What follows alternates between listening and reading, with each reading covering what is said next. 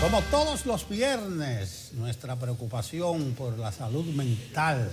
José Miguel Gómez, psiquiatra, está aquí de manera disciplinada y tempranita. Buenos días, doctor. Buen día, doctor. Buenos días, qué gusto de verlo. Hoy viernes. Hoy viernes, ahí veo, no sé si para los psiquiatras los viernes tiene una connotación especial, pero para la mayoría de gente sí. Crisis psiquiátrica, ¿cómo manejarla? Ese es el tema. Ese es el tema de hoy, porque los psiquiatras todos los días nos llaman por teléfono o acuden a la consulta a alguna persona en crisis. Y uno sabe el costo que tiene para una familia, una pareja, tener que confrontar una crisis por un miembro con una urgencia psiquiátrica, sea porque tiene una agitación psicomotriz, porque está violento o agresivo, porque tiene un delirium por una alucinosis posalcohólica, porque se intoxicó con algún alcohol o alguna sustancia, o porque tiene un intento de suicidio, o está en un episodio grave de una depresión, o tiene un ataque de pánico en horas de la madrugada, o un trastorno de ansiedad social, o una crisis de pareja con alguien quien se fue de la casa, o un adolescente que se ha ido de la casa y no aparece. Es decir, cuando una familia tiene que vivir una situación de crisis y no sabe qué hacer, no sabe cómo manejarla, es preocupante. Y hoy, en esta sección de salud mental de todos los viernes, le vamos a dar algunos indicadores y algunas puntualidades y señalamientos sobre cómo manejar esas crisis en un paciente que amerita una urgencia psiquiátrica. Ese es el tema. Interesante punto, porque usted me está hablando de una llamada o de algo, o sea que usted el psiquiatra no está presente. Correcto. Entonces hay una urgencia. ¿Y cómo se maneja eso? Mira, hace mucho que en todos los países del mundo, y aquí funcionó por un tiempo, las emergencias atendidas a través de las redes, específicamente por el teléfono. Y muchos lo practicamos con el COVID, ¿verdad? Los teléfonos, las llamadas de auxilio, están en todos los países. Cuando una persona está en crisis y no sabe qué hacer, que alguien le pueda acompañar orientándolo a través de las redes o a través del teléfono o del celular. Siempre que una persona, Nelson, te llama y te dice, tengo una situación en mi casa, lo primero es escucharlo. Sin juzgarlo, escucharlo, preguntarle cuál es la situación, acompañarlo y estimularlo a que hable y diga cuál es la situación. Evidentemente, la segunda pregunta es si la persona está acompañada o está sola. La tercera pregunta es cuál es la condición real del paciente en crisis. No es lo mismo que te digan, tengo una persona violenta en la casa, rompiendo los encenseres de la casa, o con una pistola que dice que se va a suicidar, o que se va a ahorcar, o se va a lanzar de una azotea, ¿verdad? O lo mismo que tener un muchacho violento. Entonces, cuando una persona está en crisis, evidentemente en República Dominicana llaman al 911, quien es que puede acudir a la casa y traerlo a una emergencia psiquiátrica de una clínica o de un hospital. Mientras tanto, la llamada es calmar, orientar.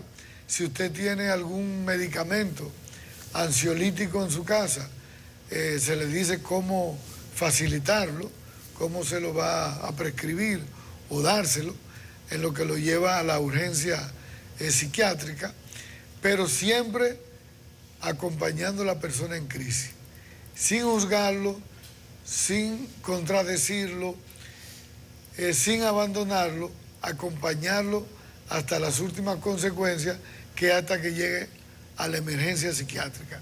Y esto es importante porque hay personas que en medio de una crisis no saben qué hacer. Se bloquean, pierden la capacidad de gerenciar la crisis y a veces empeoran la crisis. Y por eso es que estamos dando estos tips para que las personas sepan manejar una crisis. Doctora, estoy revisando los datos que fueron revelados por la Oficina Nacional de Estadística y que dan cuenta de que en el año 2021 se dio quizás la cifra más alta de suicidios desde el año 2007 en la República Dominicana. Estamos hablando de 670 suicidios en apenas un año.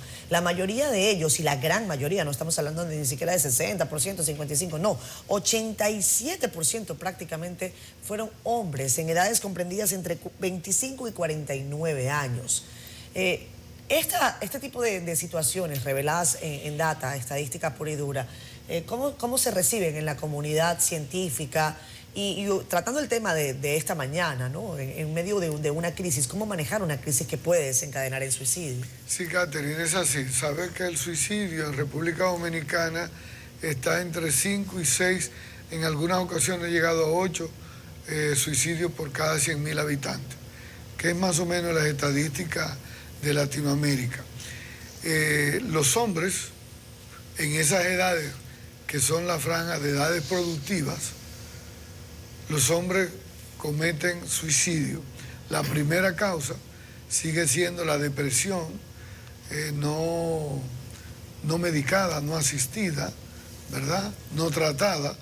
Y dentro de esa depresión, la segunda causa tiene que ver con alcoholismo, tiene que ver con abuso de sustancias. Y el tercer componente de esos suicidios tienen que ver con los factores de tipo psicosociales, desempleo, deudas, impotencia, frustración, anedonia, incapacidad para responder a los estresores psicosociales. Cuando uno ve los indicadores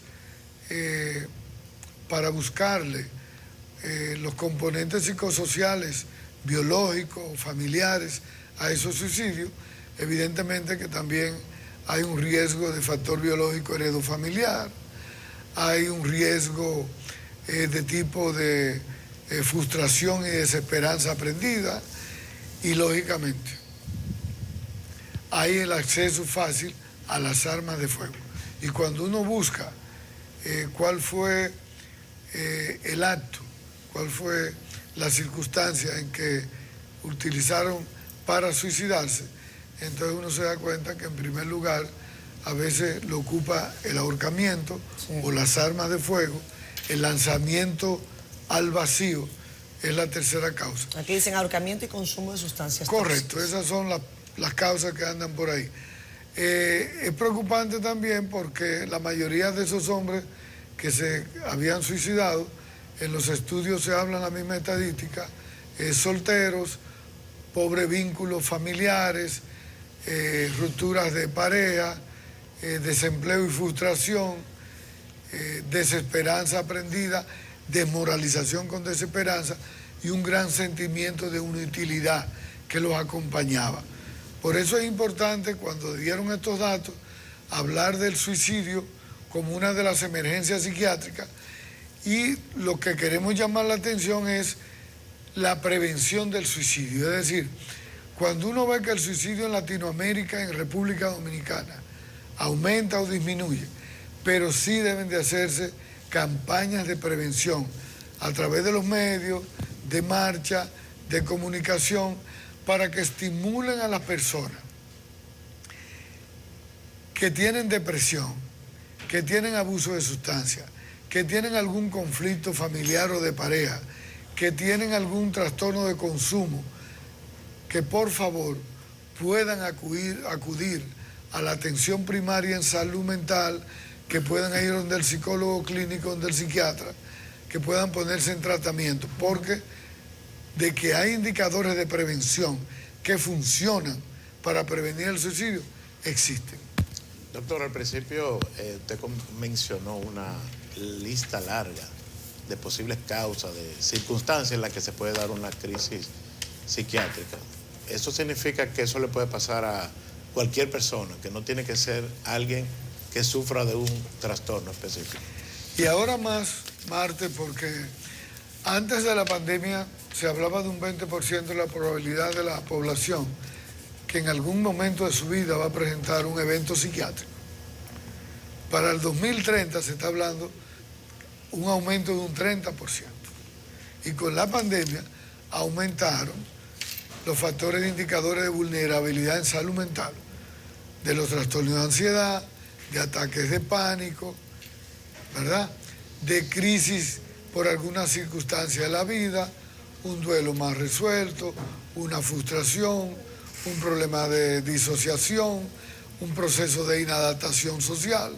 Es decir, hay gente que realmente presenta crisis, incluyendo crisis psicótica, como una crisis de maníaca de euforia en un paciente bipolar de madrugada o un esquizofrénico de madrugada en una casa, voceando que lo van a atracar, que lo van a matar, que viene el FBI a buscarlo, que cierran la persiana, que anda corriendo en la habitación, que se torna violento porque cree que la mamá o el papá o el hermano es parte del complot.